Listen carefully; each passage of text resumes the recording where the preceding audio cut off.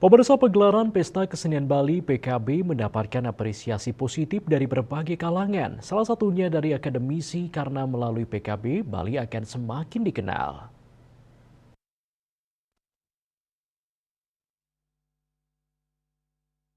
Adanya gelaran PKB ke-46 menjadikan Bali semakin dikenal. Begitu halnya dengan sektor pariwisata.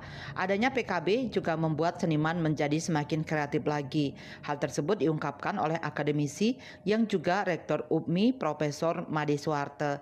Ia menjelaskan adanya pemangkasan anggaran pagelaran PKB sangat disayangkan.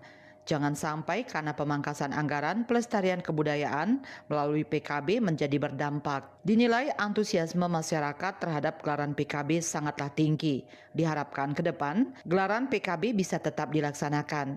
Gelaran PKB merupakan potensi dalam mendatangkan wisatawan. Karena adanya pesta kesenian Bali ini, yang pertama itu tentu Bali semakin dikenal di dunia internasional. Dengan demikian dunia pariwisata dan wisatawan kan datang ke Bali.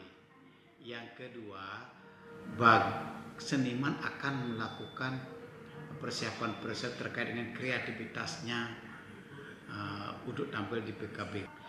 PKB ada pemangkasan itu, saya merasakan itu. Kenapa? Karena pertunjukan pementasan untuk